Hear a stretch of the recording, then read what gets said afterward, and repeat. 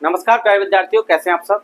स्वागत है आपका हमारी एक और नई वीडियो में, जिसमें हम बात करने वाले हैं क्लास 11 के फिजिक्स के चैप्टर नंबर 2 सरल रेखा में गति के पार्ट 2 की। इससे पहले हमने पार्ट 1 अपलोड कर दिया है, उसका लिंक आपको डिस्क्रिप्शन में मिल जाएगा। इस पार्ट 2 में जो कवर करने वाले हैं वो जो टॉपिक हैं मैं आपको यहाँ पर बता देता हूँ।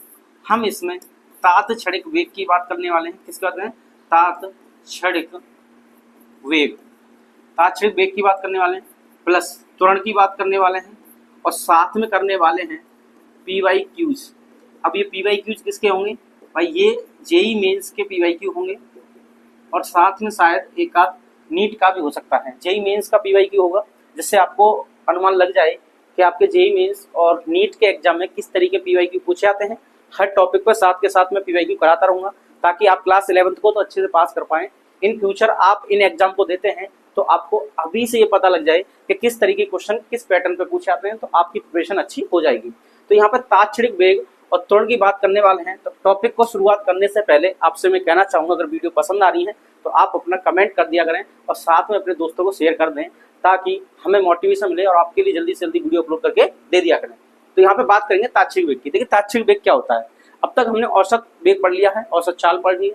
तो औसत क्या होता है? कुल दूरी बट्टे कुल समय होता है। तो कुल दूरी बट्टे कुल समय औसत चाल होती है। अगर हम तात्क्षणिक की बात करें तो तात्क्षणिक शब्द जो है बहुत सूक्ष्म समय के लिए प्रयोग किया जाता है। किसके लिए? बहुत सूक्ष्म समय के लिए, ठीक है।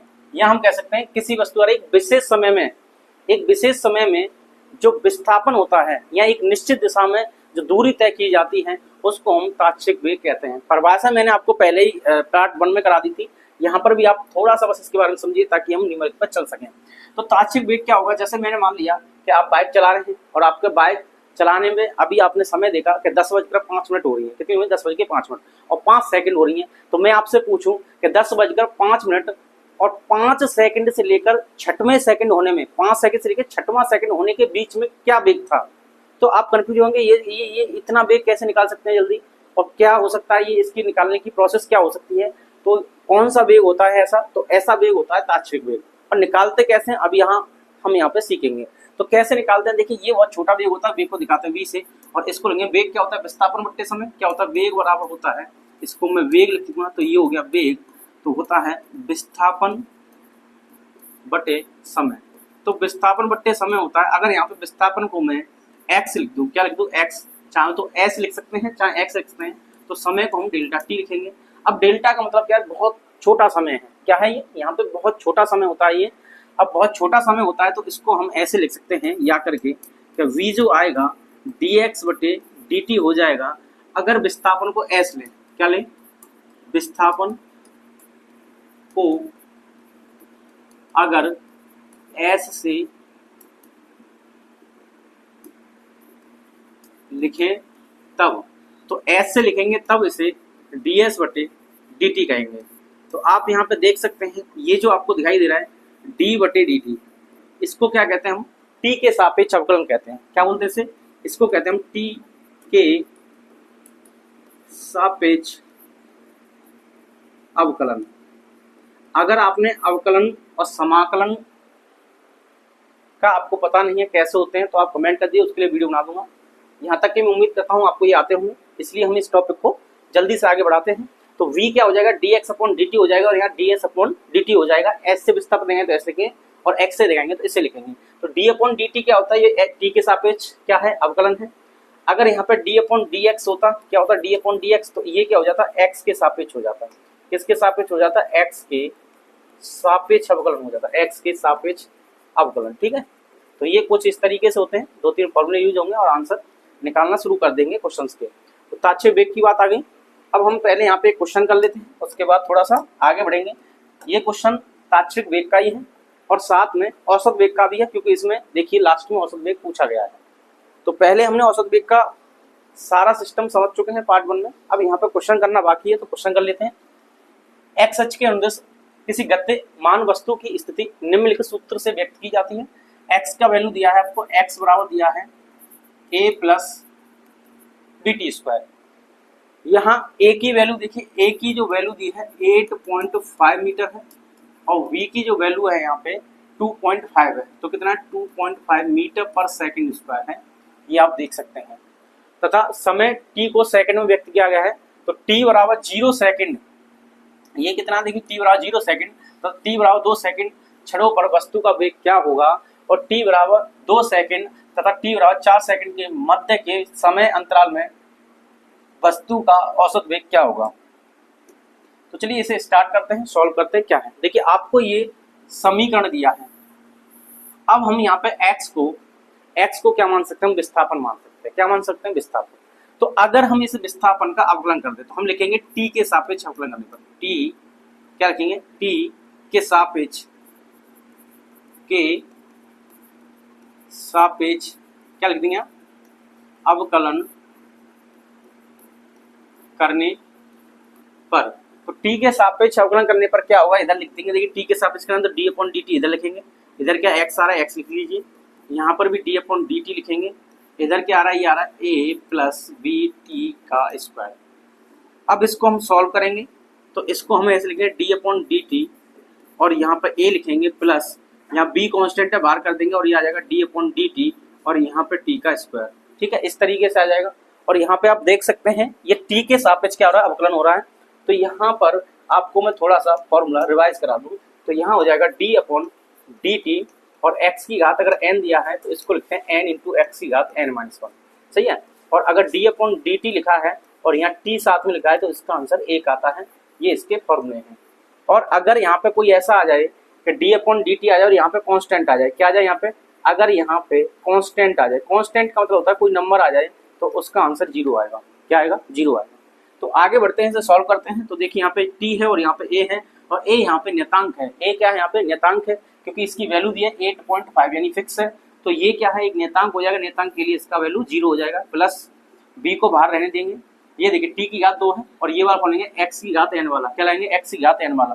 तो देखिए यहाँ पे x की घात n है, लेकिन यहाँ पे अगर t के रेस्पेक्ट में कर रहे हैं, किसके रेस्पेक्ट में कर रहे हैं, t के, तो यहाँ पे t लिखा होना चाहिए। क्या लिखा होना चाहिए, t लिखा होना चाहिए। जैसे कि मैं यहाँ पे d/dt, तो यहाँ t की घात n होना चाहिए, तो हो जाएगा n t की घात n-1। तो यहाँ पे देखिए, यहाँ पे t है, यहाँ पर भी t है, t की घात क्या है, n का मतलब क्या, यहाँ पे 2।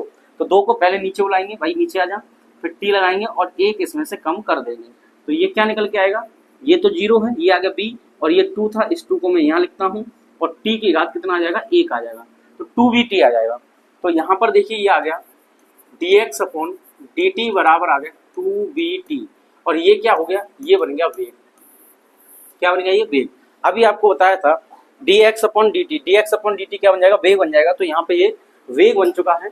अब यहाँ पे आपसे पूछा गया है, प्रश्न के अनुसार आगे बढ़ते हैं। ये पूछा है कि a की वैल्यू दी है, b की वैल्यू दी है तथा t सेकंड में दिया है। तो t बराबर 0 और t बराबर 2 सेकंड क्षणों पर वस्तु का वेग बताइए। तो हम निकालेंगे t बराबर 0, पहले t बराबर 0 पर वेग। तो t बराबर 0 पर वेग निकालेंगे तो v का मान कितना है, v का मान आया 2v इंटू टी। तो यहाँ t की जगह क्या लिख दूंगा मैं, 0, तो आंसर आ जाएगा 0। तो ऐसी कंडीशन में वेग हो जाएगा 0। अब देखिए कितने पूछा, t बराबर कितने पूछा, ये 2 सेकंड पर। तो t बराबर 2 सेकंड पर वेग निकालेंगे। तो t बराबर 2 सेकंड पर जब वेग निकालेंगे तो v बराबर क्या है, यहाँ पर 2 है, b है और t है, तो वैल्यू आई 2 मल्टीप्लाई v का वैल्यू कितना है, देखिए यहाँ पे v का वैल्यू आपको दिया, ये v का वैल्यू 2.5 कितना है, तो 2.5 हो जाएगा मल्टीप्लाई t का वैल्यू कितना है, यहाँ पे 2 सेकंड है तो यहाँ 2 लिख देंगे। अब आप ये कहेंगे यहाँ पे v का वैल्यू क्यों लगाया, क्योंकि हमें पता है t का वैल्यू 0 है, तो ये 0 इसके साथ मल्टीप्लाई होगा 0 हो जाएगा। तो यहाँ पे हमने वैल्यू क्यों लगाई, क्योंकि v का वैल्यू है हमारे पास, t का भी वैल्यू है, t 0 नहीं है इसलिए सारी वैल्यू दी, दशमलव हटाएंगे और 1 0 बढ़ा देंगे। ठीक है, तो 2 से ये कितनी बार कट जाएगा, 5 बार, 5 से ये कितनी बार कट जाएगा भाई 5 बार, और 5 दूनी 10, तो v का वैल्यू आ जाएगा 10 मीटर पर सेकंड। ये इसका आंसर हो जाएगा, यानी ये इसका आंसर हो गया पहले वाले का, ये दूसरे वाले का हो गया। और ये कौन सा हुआ है, अभी यहाँ तक हुआ है। वेग क्या है, तो वेग इतना आ जाएगा। अब बात करनी है औसत वेग की, किसकी बात करनी है, औसत वेग की। इसको आप नोट कीजिए, नोट कीजिए, कर लिया, चलिए आपने नोट कर लिया है तो आगे बढ़ते हैं। इसे कैसे करेंगे, तो मैं यहाँ से इसे इरेज कर देता हूँ। आगे आपसे क्या पूछा, देखिए पूछा औसत वेग, क्या पूछा है, यहाँ से नेक्स्ट पूछा है आपको कि औसत वेग बता दीजिए। औसत वेग निकालते हैं। तो औसत वेग क्या होता है, तो औसत वेग। तो यहाँ औसत वेग को मैं ऐसे लूंगा V A B. A B का मतलब होता है एवरेज और बी का मतलब औसत। ठीक है, औसत वेग निकालेंगे तो यहाँ पे आ जाएगा विस्थापन बटे समय, इस तरीके से। तो इसको मैं ऐसे लिखूंगा x2 माइनस x1 बटे t2 माइनस t1। अब ये वाला फॉर्मूला कब यूज करना है आपको, जब अलग अलग समय दिए हों। तो आप देख सकते हैं, देखिए आगे कह रहा है t बराबर 2 सेकंड और t बराबर 4 सेकंड के मध्य समय अंतराल में वस्तु का औसत वेग निकालिए।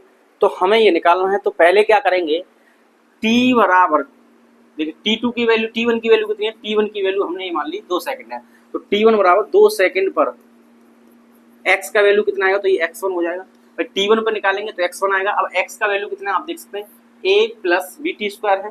तो यहाँ पे आ जाएगा a प्लस बी और t की जगह पे क्या लिख देंगे, 2 लिख देंगे। तो यहाँ पे 2 का स्क्वायर हो जाएगा। बात समझ आ गई। यानी हमें क्या करना है, पहले देखना है t कितना है। तो ये कह रहा है t 2 सेकंड है और t 4 सेकंड है। ये जो पहले t दिए हैं 0 और 2 सेकंड, ये तो वेग निकलवाने के लिए दिए थे, तो हमने वेग में यूज कर लिए। अब आगे एक और सवाल यहाँ जड़ा है क्वेश्चन मार्क के बाद, देखिए t बराबर 2 सेकंड और t बराबर 4 सेकंड के मध्य समय अंतराल में वस्तु का औसत वेग, यानी इस समय पर और इस समय पर आपको औसत वेग निकालना है। तो औसत वेग निकालने के लिए हमने फॉर्मूला लिया x2 माइनस x1 बटे t2 माइनस t1। अब हमें x2 चाहिए, x1 चाहिए, t2 चाहिए, t1 चाहिए। तो देखिए t2 t1 तो है हमारे पास, t2 और t1 तो है। तो t1 तो हमारे पास है भाई कितना है, 2 सेकंड है और t2 हमारे पास है 4 सेकंड है। ये 4 सेकंड यहाँ पे दिया है और 2 सेकंड यहाँ पे दिया है। तो पहले इसे मान लीजिए, दूसरा ये हो गया। तो t1 t2 दिया है, इसका मतलब हमें क्या चाहिए, x1 चाहिए और क्या चाहिए हमें, x2 भी चाहिए, तभी तो आंसर आएगा। तो x1 x2 कैसे निकालेंगे, तो x का वैल्यू आपको ये दिया है, x का वैल्यू कितना दिया, a plus B T square. तो हम यहाँ पे जब x1 निकालेंगे, क्या निकालेंगे, x1, तो यहाँ a रहेगा प्लस b रहेगा और t स्क्वायर। टाइम कौन सा चाहिए, पहला। तो यहाँ पे जब टाइम पहला रख देंगे, t का मान कितना है 2, तो पहला x1 हो जाएगा। तो आगे इसे निकालते हैं, तो ये आ जाएगा आपका a की जगह कितना आएगा, देखिए a की जगह 8.5, तो यहाँ लिख देंगे 8.5 प्लस b की जगह कितना है, तो b की जगह आपको दिया है 2.5, तो यहाँ लिख देंगे 2.5 और मल्टीप्लाई कर देंगे। यहाँ पर t की जगह कितना है, देखिए 2 रखेंगे और यहाँ स्क्वायर हो रहा है तो कितना हो जाएगा, 2 का स्क्वायर 4 हो जाएगा। तो यहाँ पे 4 का गुणा कर देंगे। क्या इतनी बात क्लियर हुई। आगे देखिए, तो यहाँ x1 निकलेगा, आगे कितना निकलेगा भाई, 8.5 ऐसे ही रहेगा, प्लस लाएंगे और ये आ जाएगा आपका 25 चौका 100 होता है, यानी 10 आ जाएगा। ठीक है ना, कितना आ जाएगा, 10 आ जाएगा। 25 चौका 100 होता है तो 10 आ जाएगा इसका। तो मैं यहाँ 0 उठा देता हूँ, तो ये आ गया आपका 18.5। कितना आ गया, 18.5 आ गया। और इस पे आप यूनिट मीटर लगाना चाहो तो लगा सकते हो। तो ये आ गया आपका x1। किस पे आया भाई, t1 बराबर 2 सेकंड पर है। कितनी पर है, t1 बराबर 2 सेकंड पर है।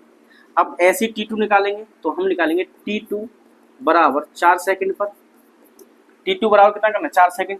तो यहाँ से क्या निकलेगा, x2 निकलेगा। कैसे निकालेंगे, वैसे ही निकालेंगे। तो यहाँ a दिया है तो a का डायरेक्ट मान निकाल रहा हूँ मैं, लगाइए वैल्यू 8.5 आ जाएगा प्लस b का मान क्या है, देखिए b का मान है यहाँ पे 2.5, तो यहाँ लिख देंगे 2.5 और गुणा कर देंगे किससे, देखिए a प्लस b आ गया और t का स्क्वायर।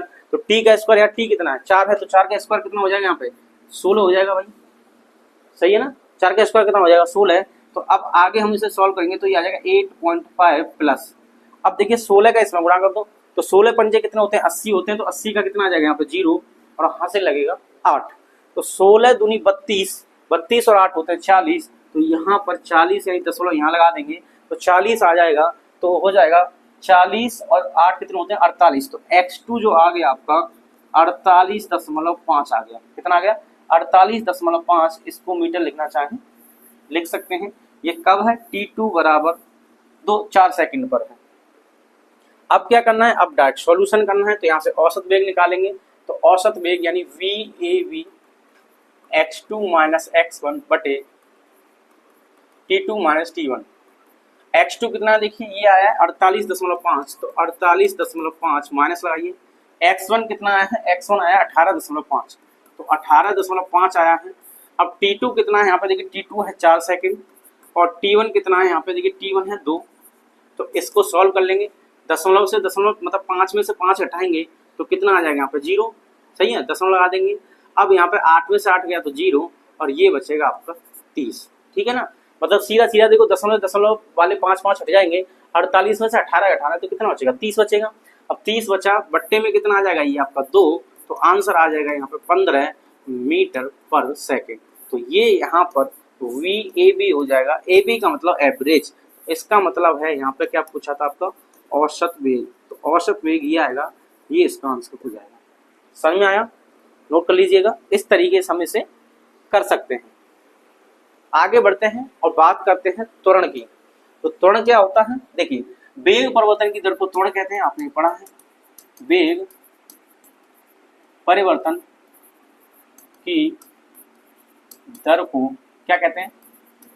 त्वरण कहते हैं, त्वरण कहते हैं। ठीक है, और यहाँ पे आप एक चीज देखिएगा, ये स्पेलिंग थोड़ी मिस्टेक है, इसे एक्सीलरेशन कहेंगे। क्या कहेंगे इसे? एक्सीलरेशन। तो यहाँ पे लिख देते हैं हम एक्सीलरेशन, ये आ जाएगा। तो वेग परिवर्तन की दर को त्वरण कहते हैं, और इसे लिखते कैसे हैं? तो A बराबर होता है delta V upon delta T, और इसको हम क्या लिखते हैं? V2 minus P1 upon T2 minus T1, ऐसे लिख सकते हैं। अगर मान लीजिए प्रारंभिक वेग U है, क्या है भाई? प्रारंभिक वेग अगर U है, कितना है? U है, और अंतिम वेग की बात कर लूं मैं यहाँ पे, अंतिम वेग अगर V है, तो यहाँ पर इस तरीके से हम एक्सीलरेशन को लिखेंगे A बराबर delta V upon delta T, और ये होता है अंतर। तो अंतिम वेग माइनस प्रारंभिक वेग अपॉन समय, तो समय मान लिया इन दोनों का T, तो यहाँ से A कुछ ऐसे निकल के आएगा। ठीक है, और बहुत छोटे समय के लिए त्वरण की बात करें तो बहुत छोटे यानी सूक्ष्म कह सकते हैं इसे, छोटे या सूक्ष्म शब्द यूज करेंगे, सूक्ष्म समय के लिए।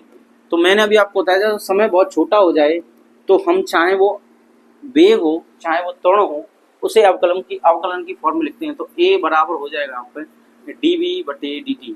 क्या हो जाएगा? dV/dt, और d/dt का यहाँ पे अवकलन है, किसका अवकलन? वेग का। जब वेग का अवकलन करते हैं तो त्वरण निकलता है, वेग का अवकलन करते हैं t के सापेक्ष तो क्या निकलता है? त्वरण निकलता है। मात्रक की बात कर लें तो इसका मात्रक आप लिख सकते हैं। इसके मात्रक की बात कर लें तो क्या मात्रक आएगा? यहाँ फॉर्मूले के पीछे नहीं रहा हूँ, मीटर पर सेकंड स्क्वायर होता है इसका मात्रक। तो मात्रक क्या हो जाता है? मीटर/सेकंड स्क्वायर होगा। राशि की बात कर लूँ, कैसी राशि है? तो आप लिख देंगे भाई ये सदिश राशि। कैसी राशि? सदिश राशि। अब सदिश राशि है तो अब इसकी विमा की बात कर लें तो विमा कितनी होगी? विमा होती है LT की घात -2। क्या होती है? LT की घात -2 होती है। इस तरीके से हमने ये सारी चीजें लिख ली, इन्हें आप लिख सकते हैं। अब देखिए यहाँ पे एक और चीज, यहाँ पर हम बात कर लें किसकी? अगर मान लीजिए कोई वाहन है, आपने देखा चलता हुआ, तो आपने वाहन चलता हुआ देखा है, तो उसके लिए हम कुछ नोट पॉइंट आपको बता रहे हैं। अब नोट पॉइंट क्या है यहाँ पे देखिए, पहला नोट पॉइंट नंबर 1, यदि V का मान ज्यादा है U से, तब ध्यान सुनिए, अंतिम वेग ज्यादा है प्रारंभिक वेग कम है। देखिए यहाँ पे लिखा था प्रारंभिक वेग क्या U, अंतिम वेग क्या V। अब मान लीजिए पहले कोई बाइक आपने देखी या कोई वाहन देखा, कार है, ट्रक है, बस है, कुछ भी है, तो पहले उसकी स्पीड है 30 की है, 30 किलोमीटर प्रति घंटा की है। फिर आपने देखा कि उसकी स्पीड बढ़ती जा रही है, फिर 40 हुई, 50 हुई, 60 हुई, इस तरीके से उसकी स्पीड लगातार बढ़ती जा रही है। तो इसका मतलब ये हुआ कि पहला वेग उसका 30 किलोमीटर प्रति घंटा था, अब वो स्पीड बढ़ती जा रही है, यानी U पहले कम था और V कैसा हो गया? ज्यादा हो गया, यानी बढ़ता जा रहा है, तो V का मान ज्यादा हो गया। ऐसी स्थिति में जब A निकालेंगे तो ध्यान से A निकालेंगे तो क्या होता है? V minus U। तो V माइनस U यानी V का मान ज्यादा है, U का कम है, तो ज्यादा में से कम घटाएंगे। यानी मैं आपसे कहूँ जैसे 5 में से 2 घटाइए तो कितना आएगा? 3 प्लस का आएगा ना, प्लस का। तो इसका मतलब यहाँ पे जो त्वरण आता है वो ऐसी स्थिति में प्लस का आएगा। कैसा आएगा? प्लस का, यानी धनात्मक आएगा, और इसको हम कहते हैं त्वरित। क्या कहेंगे इसको? त्वरित। दूसरा नियम देख, नोट पॉइंट देखिए, यदि इसका उल्टा कर दें, यदि ऐसा हो जाए कि V कम हो U ज्यादा हो, V कम हो U ज्यादा हो, इसका मतलब ये हुआ कि कोई भी वाहन पहले स्पीड में आ रहा है, मान लीजिए 40 किलोमीटर प्रति घंटा स्पीड से आ रहा है, और आगे देखा उसने रोड खराब है, गड्ढे हैं रोड में, तो क्या ब्रेक लगाएगा? ब्रेक लगाए तो उसकी स्पीड कैसे हो जाएगी? कम हो जाएगी। तो इसका मतलब पहले 40 थी, अब कैसी हुई? ब्रेक लगाने पर कम हो गई। या उसे कहीं रोकना है आगे जाके तो ब्रेक पहले लगाएगा, तो ब्रेक पहले लगाएगा तो उसकी स्पीड कैसे हो जाएगी? कम हो जाएगी। जैसे ट्रेन जो है स्टेशन पर आती है तो वहां से आपने देखा हो बहुत तेज चली जाती है, लेकिन स्टेशन पर आती है वो स्लो हो जाती है, धीमे धीमे हो जाती है, उसका वेग कम हो जाता है, अंतिम वेग कम हो जाता है। और प्रारंभिक जब आपने देखा तो बहुत स्पीड से थी, मान लो कोई स्पीड 100 की स्पीड से आ रही थी, और फिर आपने देखा कि वो आके रुक गई, तो इसका मतलब 100 से 90 हुआ होगा, 80 हुआ होगा, इस तरीके से वो धीमे धीमे कम हुआ तो ऐसी स्थिति में क्या हुआ, u पहले आपने देखा ज्यादा था और v जो है कम होता हुआ, तो एक ही जो वैल्यू आएगी यहाँ पर। अब इसको देखिए, ये कम है और ये ज्यादा है, तो इसका मतलब u ज्यादा है, v कम है, तो कम में से ज्यादा घटाएं। जैसे अब 3 में से 5 को हटाइए, तो 3 में से 5 को हटाएंगे, 3 माइनस 5 कितना हो जाएगा, -2, यानी माइनस में आएगा। तो यहाँ पर a का मान कैसा आएगा, माइनस का आएगा, और ये ऋणात्मक हो गया। और इसको हम क्या कहते हैं, इसको कहते हैं भाई रिटार्डेशन कहते हैं, इंग्लिश में क्या कहते हैं, रिटार्डेशन कहते हैं, और हिंदी में इसे मंदन कहते हैं। चंदन मत लिखना भाई, मंदन लिखना। मंदन का मतलब इसे इंग्लिश में रिटार्डेशन कहते हैं। तो ये रिटार्डेशन की कहानी में आता है। आगे देखिए तीसरा पॉइंट, यदि ऐसा हो कि v और u बराबर हो, तब यहाँ पे एक का वैल्यू कितना आएगा, देखो v में से u हटा लो, ये भी और ये भी बराबर, मान लो ये भी 5 है, ये भी 5 है, तो कितना आ जाएगा, 0। तो यहाँ पे आएगा u 0, यानी इसका मतलब है वो एक समान चाल से चल रहा है। किससे चल रहा है, एक समान चाल से, एक समान वेग से वो चल रहा है। यानी वो 40 की स्पीड पे था, 40 ही रहे, 40 की स्पीड था, कहीं जा रहा हो, 40 की ही स्पीड है उसकी, तो उतना ही रहेगा। उस स्थिति में त्वरण कितना होता है, 0 होता है। तो इसे हम एक समान की स्थिति कहेंगे। क्लियर हुई बातें, तो ये त्वरण की बातें हुई, इसे आप नोट कर लीजिए, यहाँ तक आपको कोई समस्या नहीं होनी चाहिए। क्लियर, चलिए आगे बढ़ें, आगे देखते हैं इसके क्वेश्चंस। तो देखिए क्वेश्चन यहाँ पे देखिए, अब हम वेग और त्वरण दोनों के साथ में क्वेश्चन देखेंगे। उम्मीद कर रहा हूँ प्रश्न आपको दिखाई दे रहा होगा, एक बार मैं चेक कर लेता हूँ। ठीक है, दिखाई दे रहा है, मैं एक बार यहाँ पे साथ में लिख देता हूँ। तो x बराबर दिया है आपको 7t3 प्लस 8t² दिया है, 8t² प्लस, और यहाँ पे दिया है 5, और लास्ट में लिखा है यहाँ पे मीटर। क्या लिखा है, मीटर।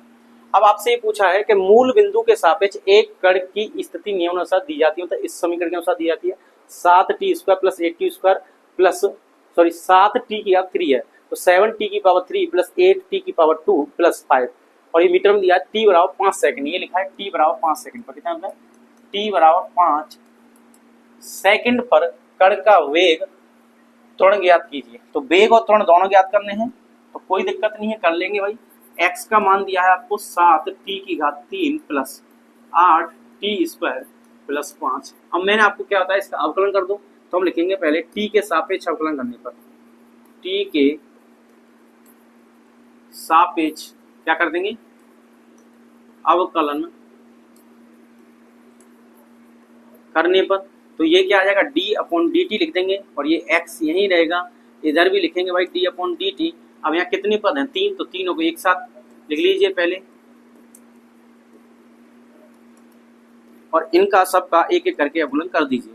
तो पहले का करेंगे, 7 बाहर आ जाएगा, कितना आ जाएगा, 7 बाहर आ जाएगा, और जो घात होती है वो नीचे आती है, और एक इसमें से कम हो जाता है। तो 7 पहले से बाहर कर दिया, t के ऊपर जितनी भी घात है उसे आगे लिखेंगे, एक कम कर देंगे, प्लस लगाएंगे, 8 ऐसे ही रहेगा। अब यहाँ पे 2 पहले आ जाएगा, t भी देखिए 8 बार कर दिया, t की हाथ में 2 नीचे आ जाएगा, t और t के हाथ में से एक कम करेंगे, तो 2 में से एक कम करेंगे तो एक रह जाएगा, एक को हम लिखेंगे नहीं, और जो संख्या होती है उसका 0 होता है। कितना होता है, 0 होता है। तो यहाँ पे देखिए ये 3 नीचे आया तो 2 रह गया था, तो ये आ जाएगा आपका 7 या 21 t की घात 2 प्लस ये आ जाएगा 8 × 16 t। तो ये क्या आ गया, dx/dt आ गया। क्या आ गया, dx/dt, और इसी को हम वेग लिखते हैं। क्या लिखते हैं, वेग लिखते हैं। लेकिन पूछा कितने पे है, वो पूछा है t बराबर 5 सेकंड पर, तो t बराबर 5 सेकंड पर लगाएंगे, t बराबर 5 सेकंड पर, तो वेग कितना आ जाएगा, dx/dt लिखेंगे यहाँ पे, यानी इसके बराबर है ये। तो 21 t का स्क्वायर, तो यहाँ लिखेंगे 21, और t की जगह लिख देंगे 5 का स्क्वायर, प्लस लगा देंगे, क्योंकि देखिए t की जगह कितना रखना है, 5 सेकंड, t का स्क्वायर है तो 5 का स्क्वायर। अब प्लस 16t आ जाएगा, तो यहाँ पे लिख देंगे 16 और गुणा 5 लिख देंगे t की जगह। तो देखिए अब ये क्या आ गया, v, यहाँ पर देखिए v का जो वैल्यू आएगा, तो v का वैल्यू आ गया भाई 21 गुणा, ये कितना आएगा, 5 का स्क्वायर कितना हो जाएगा, ये 25 हो जाएगा, प्लस लगा लेंगे, और यहाँ पर 16 पंजे 80 हो गया। कितना हो गया, 16 पंजे 80। अब देख 25 से कम 25 हाथ से लगा दो, 25 दूनी 50, और ये 2 52। ठीक है ना, सीधी सी बात है। 25 से कम 25, 25 का एक बार टेबल पढ़ेंगे, पार्ट पढ़ेंगे, तो 25 हो जाएगा, 5 लगेगा, हासिल कितना लगेगा, 2 लगेगा, और 25 दूनी 50 और 2 कितना हो जाएगा, 52, और यहाँ पर कितना आ जाएगा, 80 आ रहा है, क्योंकि यहाँ पर देखिए 16 है, 16 पंजे 80 होता है। तो अब यहाँ पे कितना हो गया, ये आप जोड़ लीजिए, तो 80 और 20 कितने हो जाएंगे, 100 या 60, यानी 605 हो जाएंगे। तो मीटर पर सेकंड इसका आंसर आ जाएगा इतना। तो यहाँ पे वेग आ गया, मात्रक लगाना ना भूलें। ठीक है ना। तो अब देखिए, अब इसके बाद क्या करना है हमें, इस प्रश्न में करना है त्वरण का मान निकालना है। तो त्वरण कैसे निकालेंगे, यहाँ पर हमने पहले ही वेग निकाल लिया है और वेग का मान यहाँ पे कितना है, देखिए ये आया था v बराबर 21 t की पावर 2 प्लस 16 और t आया था। जब हमने यहाँ पर t का मान रख दिया यानी 5 सेकंड रख दिया तो यहाँ से वेग बन के आ गया कितना, 605 आ गया। कैलकुलेशन देख लेना आप। अब क्या करेंगे, अब हमें त्वरण निकालना है। तो त्वरण क्या बताया था, अभी बताया था a बराबर होता है dv बटे dt। थोड़ी देर पहले ही मैंने आपको बताया था और कहा था कि यदि हम वेग का अवकलन कर दें तो त्वरण बन जाता है। तो यहाँ पे वेग दिया है, इसका त्वरण बनाने के लिए अवकलन कर दो। तो यहाँ पे लिखेंगे differentiation with respect to t। ये t के सापेक्ष अवकलन करने पर ये जो लिखा है इसको हम ऐसे लिख सकते हैं। तो ये आ जाएगा आपका d अपॉन dt और यहाँ आ जाएगा v, और इसका अवकलन करेंगे तो d अपॉन dt लिख देंगे और यहाँ साथ में लिखेंगे 21 t स्क्वायर प्लस 16 t। अब अवकलन करने में क्या जाता है, बड़ा आसान सा फॉर्मूला लगाइए। ये 21 है तो 21 दो नीचे आएगा तो 21 दूनी 42, सीधा करते हैं। यहाँ पे क्या बचेगा, t बचेगा, प्लस करेंगे और यहाँ पे 16 आ जाएगा, t का कितना हो जाएगा 1। तो ये आ गया आपका dv अपॉन dt आ गया। और ये क्या होता है, वेग परिवर्तन बटे समय अंतराल हो गया यानी a हो गया। तो a का मान यहाँ पर ये वाला आ चुका है। लेकिन प्रश्न में आपसे पूछा है 5 सेकंड पर, कितने पूछा है, 5 सेकंड बताना है। तो लिखेंगे t बराबर 5 सेकंड रखने पर, t बराबर 5 सेकंड रखने पर, t बराबर 5 सेकंड रखेंगे तो आएगा क्या यहाँ पे, देखिए a बराबर आ जाएगा 42 गुणा 5 प्लस 16। तो यहाँ पे देखिए 5 दूनी 10 का 0, ठीक है ना, 5 दूनी 10 का 0 यहाँ से लगेगा 1, 5 चौक 20 और 1 21 आ गया और प्लस 16 कर देंगे। तो यहाँ से जोड़ लीजिएगा आप, तो a का मान निकल के आ जाएगा 226 मीटर पर सेकंड स्क्वायर। क्लियर हुई बातें। तो हमने क्या किया, इसका देखिए अवकलन करेंगे तो 21 दूनी 42 t हो जाएगा, प्लस आ जाएगा 16 और t की जगह 5 रखेंगे तो 42 गुणा 5 प्लस 16 आ जाएगा। यहाँ पर देखिए t तो हट गया तो 16 रहेगा और 5 दूनी कितना होगा 10, 10 का 0 हाथ से लेगा 1, 5 चौक 20, 20 और 1 हासिल था कितना होगा 21 प्लस 16। तो 10 और 16 कितने होते हैं, 26 होते हैं। तो 226 का आंसर हो जाएगा। तो दोनों यहाँ पे आंसर कर लिए, नोट कर लीजिएगा। अगले प्रश्न की ओर बढ़ते हैं और देखिए आपका जेईई मेन 2024 में पूछा गया प्रश्न है। ये प्रश्न आपसे कह रहा है एक कण एक सीधी रेखा में गति कर रहा है, समय t के फलन के रूप में स्थिति x का परिवर्तन इस प्रकार दिया गया है, त्वरण शून्य होने पर पिंड का वेग बताइए। तो थोड़ा सा कंसेप्ट चेंज किया है और मेंस में पूछ लिया सीधा सीधा। अब क्या किया, देखिए x का वैल्यू आपको दिया है तो यहाँ लिखते हैं x इक्वल टू कितना दिया, t की घात 3 minus 6 t square plus 20 t और साथ में दिया है यहाँ पे 15।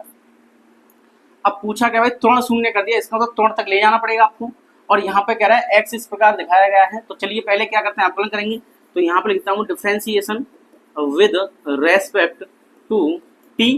अब t के सापेक्ष जब हम करेंगे तो ये आ जाएगा आपका d upon D T, x लिखा है यहाँ x लिखिए, और इसका करेंगे तो d अपॉन डी टी और ये पूरा का पूरा यहाँ पे नोट कर देंगे। तो यहाँ से हम क्या करेंगे, सीधा सीधा अवकलन कर लेते हैं। तो कि 3 नीचे आ जाएगा, 1 कम हो जाएगा, t की घात 2 हो जाएगा, माइनस करेंगे 2 नीचे आएगा तो 6 दूनी 12 हो जाएगा, तो 12 करेंगे और यहाँ पे आ जाएगा t, तो ये आ गया 12t प्लस यहाँ पे आ जाएगा 20, t का 1 हो जाएगा, 15 का कितना हो जाएगा यहाँ पे 0 हो जाएगा। तो यहाँ पर ये बन गया वेग, क्या बन गया, ये वेग बन गया। तो 0 को यहाँ से हम हटा देते हैं, 0 का कोई काम नहीं है, तो 0 का कोई काम नहीं है। तो यहाँ से वेग निकल के आएगा ये वाला, मात्रक क्या हो जाएगा, मीटर पर सेकंड। क्लियर हुई बातें। अब देखिए पूछा त्वरण शून्य है तो इसका मतलब हमें त्वरण तक जाना पड़ेगा। अब त्वरण तक जाएंगे तो एक और बार अवकलन करना पड़ेगा। तो हम लिख देंगे यहाँ पे अगेन, अगेन का मतलब होता है दोबारा, again differentiate, again differentiate with respect to T, T के सापेक्ष हमें दोबारा अवकलन करना है। तो यहाँ पे क्या करेंगे, ये आ जाएगा इधर d अपॉन डी एक्स, किसका करना है, v का v इधर लिखिए और जिसका करना है उसे इधर लिखिए। तो इसका हमें अवकलन करना है दोबारा, तो सीधा करते हैं, 2 नीचे आएगा, 3 पहले से ही है, 3 दूनी 6 t हो जाएगा, माइनस लगाएंगे, माइनस 12 आ जाएगा, t का 1 हो जाएगा, यहाँ से हट जाएगा और 20 का 0 हो जाएगा। तो इतना ये यहाँ पर आ जाएगा और इसे कहेंगे त्वरण। तो ये आ जाएगा dv upon D x, dv upon dt हो जाएगा, क्या हो जाएगा, dv अपॉन dt। तो dv अपॉन dt हो गया यहाँ पे, क्योंकि हमने क्या है टाइम के रेस्पेक्ट में टाइम के रेस्पेक्ट में दोबारा क्या किया है, अवकलन किया है, तो आ जाएगा dv अपॉन dt, यहाँ पे dv अपॉन dt, और यहाँ पे देखिए 2 नीचे आएगा, 3 6 हो जाएगा, तो 6t हो जाएगा माइनस, और t का 1 होता है तो -12 बचेगा, 20 का 0 हो जाएगा, तो ये आ गया 6t माइनस 12, तो ये बन गया आपका a। तो a आ गया dv अपॉन dt, क्या आ गया, a बराबर आ गया dv अपॉन dt, और इसका वैल्यू है 6t माइनस 12, तो ये आ गया किसका मान, a का मान। बट यहाँ प्रश्न में कह रहा है त्वरण शून्य है, तो इसका मतलब इसकी जगह पर 0 रख देंगे, तो 0 बराबर आ जाएगा 6t माइनस का 12, 12 को इधर बुला लो तो 12 प्लस का हो जाएगा, और ये बचेगा 6t। अब यहाँ से क्या निकालना है, t, तो 6 को इधर भेज दो, तो ये आ जाएगा 12/6, मैं t को यहाँ लिखूं तो 6 दूनी कितना आ जाएगा 12, सॉरी 6 दूनी 12 होता है, तो 2 आ जाएगा, t का मान यहाँ पे 2 सेकंड आ जाएगा, कितना आ जाएगा 2 सेकंड, जो कि प्रश्न का आंसर होने वाला है।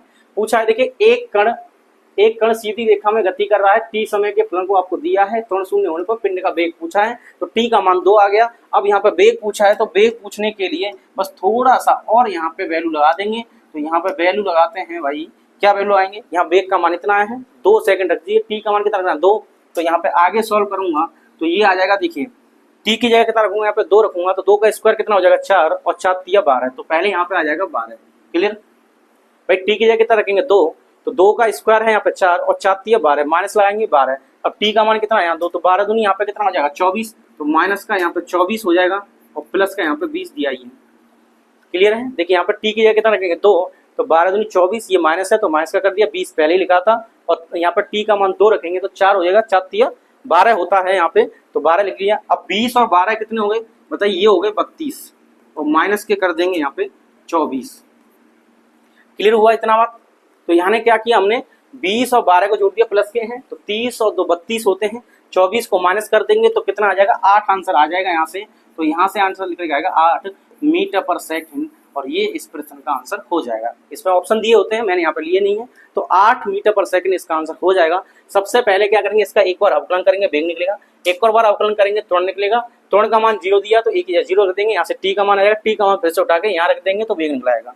नोट करिए, अगले प्रश्न की ओर बढ़ते हैं। अगला प्रश्न देखिए यहाँ पे दिया है, किसी कण द्वारा तय की गई दूरी समय t से संबंधित है, क्योंकि ये आपको दिया है x बराबर दिया है 4t², तो t बराबर 5 सेकंड पर, t बराबर 5 सेकंड पर ये आपसे पूछा है, क्या पूछा है, वेग बताना है, फिर से वेग पूछा है। ये देखिए 2023 का क्वेश्चन है, 24 में भी ऐसा ही पूछा है, 25 में भी ऐसा ही पूछा गया हुआ शायद। अब देखिए ऐसे प्रश्न आते हैं, कुल मिला के बात ये है। तो यहाँ पे क्या करेंगे, अवकलन करेंगे तो सीधा सीधा करते हैं dx/dt हो जाएगा, यहाँ पे 4 ऐसे ही रहेगा, 2 नीचे आएगा और 1 कम हो जाएगा तो t हो जाएगा, तो ये आ गया 8t। अब t की जगह कितना रख देंगे भाई, 5 रख देंगे, तो 8 गुणा 5 यानी 8 पंजे 40। क्या ऐसा क्वेश्चन आसान नहीं होता, ये वेग ही तो हो गया, तो वेग का मान कितना आ गया 40, तो यहाँ पे लिखेंगे v = 40 मीटर पर सेकंड, तो इस प्रश्न का आंसर हो जाएगा ये, क्लियर। तो 2023 का भी आंसर हो चुका है क्वेश्चन का। आगे देखिए, ये जेईई मेन 2024 में पूछा है, और दिया है t और दूरी x के बीच संबंध दिया है, तो t बराबर दिया है आपको, t बराबर, वैसे यहाँ पे अल्फा है, टाइपिंग में a आ गया है, तो चलिए हम a ही लिख लेते हैं, तो ये अल्फा है, सॉरी अल्फा है, तो यहाँ पे अल्फा कर देना, क्या कर देंगे अल्फा, तो alpha x² plus beta x, क्या आ जाएगा बीटा x। अब आपसे पूछा जहाँ अल्फा और बीटा, यहाँ पे क्या है अल्फा और बीटा स्थिरांक है, तो त्वरण a और b के बीच संबंध आपको बताना है। इसमें क्या करना है, आपको अवकलन करना है, थोड़ा सा ये आपको डिफिकल्ट लगेगा। कैसे, पहले अवकलन करते हैं। अब अवकलन किसके सापेक्ष करें भाई, अवकलन किसके सापेक्ष करें, दिक्कत ये आती है। तो यहाँ पे तो t दिया है, x के सापेक्ष कर लें क्या, बिल्कुल कर लेते हैं, क्यों करेंगे कि उसको उल्टा कर देंगे। तो भाई अवकलन करेंगे, यहाँ पे लिखेंगे differentiation with respect to x, तो यह आ जाएगा dt/dx, क्या आ जाएगा dt/dx। अब इसका अवकलन जब करेंगे तो अल्फा तो बाहर है, 2 नीचे आ जाएगा, और ये x बचेगा, प्लस यहाँ पे बीटा आ जाएगा। समझ में आ गई बात। अब देखिए वेग जो होता है ये होता है dx/dt होता है वेग। अब यहाँ से अगर मैं ऐसा लिखूं कि 1/v यानी उल्टा कर दूं तो dt/dx हो जाएगा, यानी उल्टा कर देंगे तो आ जाएगा। इसका मतलब ये हुआ ये किसके बराबर है, 1/v के बराबर है, तो 1/v की वैल्यू यहाँ पर ये आ जाएगी निकल के। इसको मैं समीकरण नंबर 1 कहता हूँ। आगे कह रहा है कि त्वरण और वेग में संबंध है, तो वेग तो हमारा यहाँ से आ जाएगा, लेकिन हम त्वरण की और बात कर लें तो त्वरण की बात करने के लिए हम दोबारा डिफरेंशिएशन करेंगे, तो अगेन लिख देंगे, again differentiate with respect to. देखिए किसके रेस्पेक्ट में करना है ये देख लीजिएगा, तो इसे किसके रेस्पेक्ट में करिए बताइए, आपकी मर्जी है, जैसा करना चाहें वैसे कर सकते हैं। यहाँ पर हम इसे टी के रेस्पेक्ट में करेंगे। किसके रेस्पेक्ट में करेंगे? टी के में। तो टी के रेस्पेक्ट में करेंगे तो यहाँ पर देखिए इसको क्या मैं ऐसे लिख सकता हूँ, ध्यान से देखिएगा, चलिए ऐसे लिखेंगे 1/v। तो v को मैं ऐसे लिखता हूँ v-1 लिख सकता हूँ, v को ऊपर ले जाएंगे -1 हो जाएगा, और इसका वैल्यू दिया है आपको 2α x प्लस कितना दिया है? बीटा दिया है, 2α x प्लस बीटा दिया है। अब क्या करना है आपको? अवकलन करना है, तो यहाँ पे d/dt लगाइए और इसका अवकलन कर दीजिए और इसका भी अवकलन करना है, तो यहाँ पर भी क्या लिख देंगे आप? d/dt लिख देंगे। अब देख किसी की घात जितनी भी हो वो नीचे आती है तो -1 हो जाएगा। अब -1 हो जाएगा तो अब क्या करना है? इसमें से घटाएंगे तो v की घात यहाँ पे -2 हो जाएगा, सही है। और ये आ जाएगा आपका dv/dt भी साथ में आ जाएगा। कितना आ जाएगा? dv/dt भी साथ में आ जाएगा। क्यों आ जाएगा इसे आप देख सकते हैं, यानी x की घात n कहिए, x की घात n कहेंगे तो n नीचे आ जाएगा और एक घटा देंगे तो ये हो जाएगा। अब d/dt बचा, लेकिन x नहीं है तो v का दोबारा कर देंगे तो dv/dt आ जाएगा। अब आगे समझिए, यहाँ पे इसका करना है तो देखिए ये आ जाएगा 2α आ जाएगा, t के सापेक्ष करना है तो ये आ जाएगा dx/dt। कितना आ जाएगा? dx/dt। भाई x तो ऊपर है, t के सापेक्ष करना, अगर यहाँ t होता तो आंसर 1 आता, बट यहाँ पर t नहीं है और t नहीं है तो x ऊपर कर देंगे, dt नीचे कर देंगे, प्लस बीटा हो जाएगा 0। कितना हो जाएगा? 0। तो यहाँ पे आ गया माइनस का v की पावर -2 और ये आ गया dv/dt आया। अब यहाँ पे देखिए 2α dx/dt। अब dx/dt क्या बन गया? यहाँ पे देखिए dx/dt क्या होता है? भाई dx/dt वेग होता है, dx/dt क्या होता है? वेग होता है। तो यहाँ पे क्या कर देंगे? v कर देंगे, तो यहाँ पर निकल के आएगा dv/dt बराबर करेंगे तो ये 2αv तो है, यहाँ पे 2αv है, मल्टीप्लाई ये वाले v को इधर लाएंगे तो यहाँ पे सॉरी अपॉन में कर देंगे। किस में कर देंगे? अपॉन में। इधर से इधर लाएंगे तो माइनस के v की पावर ये आ जाएगा। तो अब इसको मैं और सॉल्व करूँ तो 2αv मल्टीप्लाई ये माइनस को मैं यहाँ लिख देता हूँ सामने, और इसको जब ऊपर ले जाएंगे तो घात जो है माइनस की प्लस की हो जाएगी, तो यहाँ पे आ जाएगा माइनस के 2αv की पावर 3 और ये आ गया किसके? dv/dt के बराबर आ गया, और इसको हम त्वरण कहते हैं। तो ये संबंध यहाँ पे निकल के आएगा माइनस का 2αv की पावर 3। तो माइनस के 2αv की पावर 3 यानी ऑप्शन नंबर पहले में ये है। इस तरीके से इसको हम कर सकते हैं। एक बार दोबारा सुन लीजिएगा, पहले आपको ये दिया है, इसको लिखिए, इसे अवकलन करना है, t में दिया और यहाँ x में दिया है, तो इधर जो दिया है उसके रेस्पेक्ट में हमेशा उसी के सापेक्ष आपको अवकलन करना है। तो t किस पे निर्भर कर रहा है? x पर, तो x के सापेक्ष कर दीजिए तो dt/dx हो जाएगा और ये 2 नीचे आ जाएगा, 2αx हो जाएगा प्लस बीटा हो जाएगा, x यहाँ से हट जाएगा क्योंकि 1 आ जाएगा। अब क्या करेंगे? dt/dx तो हमें पता नहीं है, बट dx/dt क्या होता है? v होता है, तो मैं इसको उल्टा कर दूं तो 1/v और इसको उल्टा करें dt/dx आ जाएगा। तो आप यहाँ से देख सकते हैं ये dt/dx, तो dt/dx किसके बराबर आ गया? 1/v के, तो 1/v लिख दिया और समीकरण 1 मान लिया। इसका दोबारा कर देंगे, क्या कर देंगे? दोबारा। तो दोबारा करने के लिए करना क्या है? इसको मैं ऊपर लिख दूं तो v को जब ऊपर ले जाएंगे तो माइनस की पावर हो जाएगी, ठीक है। और यहाँ पर दिया 2αx बीटा, तो 2αx बीटा हो गया। अब इसका अवकलन कर दो किसके सापेक्ष? t के सापेक्ष में। v यानी वेग का अवकलन t के सापेक्ष करते हैं तभी त्वरण मिलता है। तो d/dt इधर लगाया, d/dt इधर लगाया। अब x की घात n है तो n जो पावर होती नीचे आती है तो -1 नीचे आएगा और इसमें से घटा देंगे तो b में से घटाएंगे। देखिए यहाँ पे जब -1 में -1 घटाएंगे तो -2 हो जाएगा, इतना तो आप समझते हैं।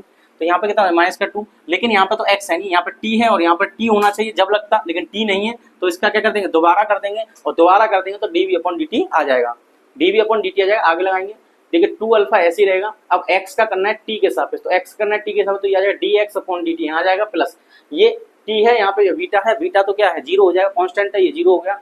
अब क्या करना है? आगे करते हैं, इसको उठाया, इस वाली वैल्यू को यहाँ से उठाएंगे इसको और इधर भेज देंगे तो 2αv तो है यहाँ पे, इसको इधर लाएंगे माइनस का, ये क्या आ जाएगा? b की पावर -2 आ जाएगा। कितना आ जाएगा? b की पावर -2, ठीक है। इस तरीके से हम यहाँ पे कर सकते हैं। अब इस b को जब मैं ऊपर ले जाऊंगा तो ये कैसा हो जाएगा? ये जहाँ से ऊपर जाएगा तो प्लस का हो जाएगा, b पहले से ही है तो 2αv और ये वाला माइनस यहाँ आ गया और ये आके प्लस हो गया, तो v और v मिलके कितना हो जाएगा? पावर 3 हो जाएगा, क्योंकि यहाँ पे 1 है और यहाँ पे 2 है, तो b की पावर 3, तो माइनस के 2α की पावर 3 और किसके बराबर चल रहा है? dv/dt के, और dv/dt क्या होता है? त्वरण होता है, तो a बराबर आ गया माइनस के 2α की पावर 3, यानी ऑप्शन नंबर 1 में हो जाएगा। यहाँ से आप अच्छे से कर सकते हैं। तो देखिए अल्फा दिया है, यानी ये तो त्वरण है, ये क्या है? यहाँ पे त्वरण है, ध्यान सुनिएगा, ये त्वरण है और ये अल्फा है। तो यहाँ पे आप देख सकते हैं ये अल्फा दिया है, सब जगह ये अल्फा दिया है। तो इस तरीके से आपको दिया है, क्योंकि त्वरण में और वेग में संबंध पूछा है तो ऑप्शन नंबर फर्स्ट इसका करेक्ट हो जाएगा। क्लियर? उम्मीद कर रहा हूँ समझ में आ गया होगा, नहीं आया तो आप कमेंट करके बता सकते हैं। तो यहाँ पर देखा हमने ये पार्ट 2 जो कि सरल रेखा में गति का पार्ट 2 है। पार्ट 3 के लिए आप हमें कमेंट कर दीजिए, जल्दी से जल्दी अपलोड कर दिया जाएगा। आपके जल्दी से जल्दी कमेंट आएंगे तो जल्दी से वीडियो आपको प्रोवाइड करा दी जाएगी। तो इस वीडियो को यहीं समाप्त करते हैं, मिलते हैं नेक्स्ट में। पढ़ते रहिए, मुस्कुराते रहिए। जय हिंद।